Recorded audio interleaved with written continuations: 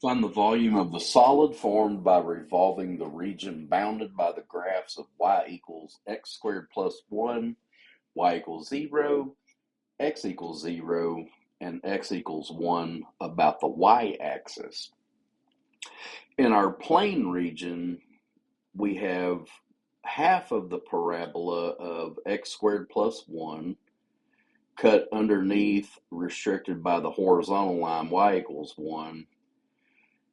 Y equals 0 is the x-axis, x equals 0 is the y-axis, and x equals 1 is this vertical line where all x values are 1. Because the revolution is occurring around the y-axis, we're going to integrate from bottom to top of this figure. From 0 to 1 in either direction, we have a square, a 1 by 1 square. However, when we start revolving that, we get a three-dimensional shape, and it'll be the cylinder for the bottom half of this three-dimensional shape to your right. As far as setting up the integral goes, we're going to need to solve this equation for x so that we have x in terms of y, because we're going to integrate with respect to y. That's our revolution. Y equals x squared plus 1 means that x squared is equal to y minus 1, and x squared, take the square root of both sides, will be positive y minus 1.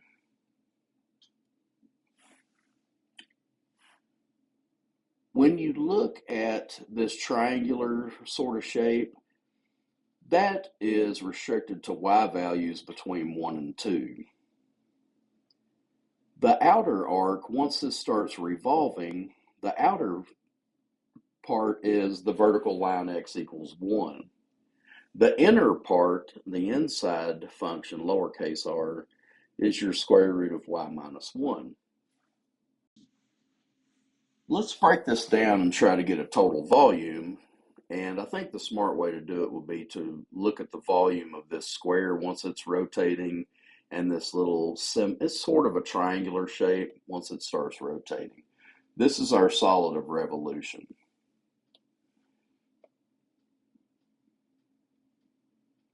Okay, I don't want to scroll too far. Okay, this first integral is pi r squared, where once it's rotating, the outer radius is x equals 1, so we have 1 squared minus x equals 0 squared. We're only going to integrate from 0 to 1. So cleaning all this up, that's 1 dy. That has an antiderivative of y evaluated at 1 and 0. That's going to end up being pi. I'll scroll here in just a minute. This red shape, once it's revolving, will take on this shape, the upper half of that cylinder. Once it's revolving, its outer radius is x equals 1, so we've got 1 squared. Its inner radius is, remember, we're going to use x in terms of y, square root of y minus 1 squared. So we have capital R squared minus lowercase r squared for each part. This first integral is this part of the figure, and this integral is for the upper part. Okay, let me scroll and then we can see the rest of it. Okay, here we go. So let's look at this first integral. That was for the square in the plane region. This comes out to just pi. The other part, the little triangular shape, once it's revolving, 1 squared minus square root of y minus 1 squared. That's 1 minus y minus 1. Clean up your like terms. You get 2 minus y. Integrating, you get 2y minus y squared over 2. Fundamental theorem of calculus. We're going to sub in a 2 minus, and then we're going to sub in a 1. Subbing in a 2 gives us 2. Subbing in a 1 gives us 1.5 or 3 halves. Subtracting, that's 1/2 pi. From our other integral, we combine, we get 3 pi over 2.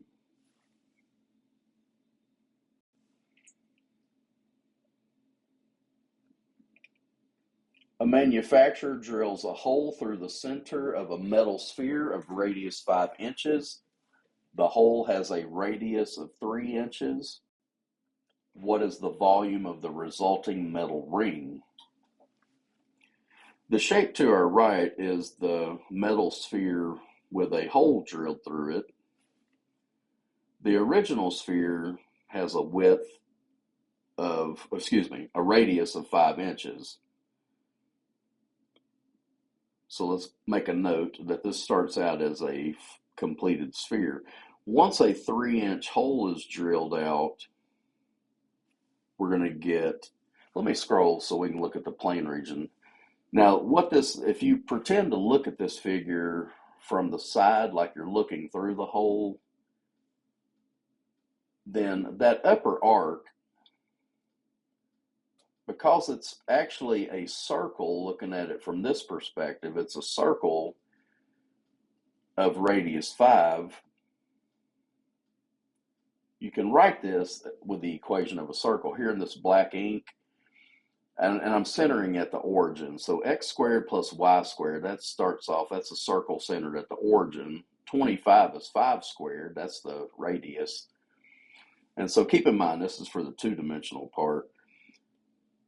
This metal sphere has an upper radius of 25 minus x squared, positive root, because we're looking at the positive arc of it. So that's our capital R.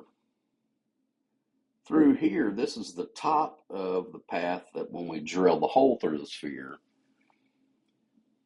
we have to be mindful when we set up our integral. I don't want to zoom out too far. I'll just keep it this way. We have capital R minus lowercase r. We're going to have to square each one when we subtract. So let me scroll up now and we'll start the integral process. Okay. All right, so we have pi on the outside, that's a constant. Capital R squared minus lowercase r squared. And remember, that's what we get from looking at it as a circle. When you look at a plane region, it's a circle centered at the origin with a radius of 5. So this is y in terms of x. Squaring a square root, you get the radicand, or the stuff underneath, minus 9. Clean up your like terms, that's 16 minus x squared. We're integrating from negative 4 to 4. Now the sphere has a radius of 5, but after it has been drilled, we integrate from 4 to negative 4. Let me scroll and we'll look at that. Okay, so back to our figure in the plane region. Now, if I were to continue drawing this as a circle, it would go all the way around and it would actually hit this negative 5 and positive 5.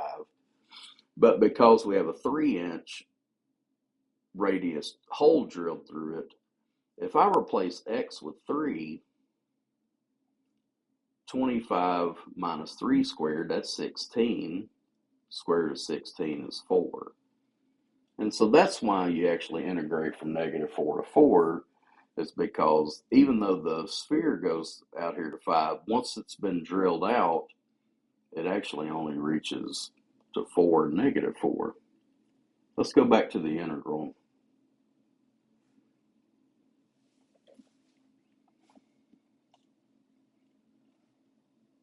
Let's see. After you squared your capital R and your lowercase r, we have 25 minus x squared minus 9. That's 16 minus x squared. Integrating, we're going to get 16x minus x cubed over 3, evaluated at 4 minus, and then evaluate at negative 4. Subbing in positive 4 gives us these two values, minus. Subbing in negative 4 gives us these two values. Total 256 over 3 Don't forget to multiply by your pi, and that's the volume of that metal ring. Let me zoom out. That's quite a bit of a zoom. That's the volume of the resulting metal ring.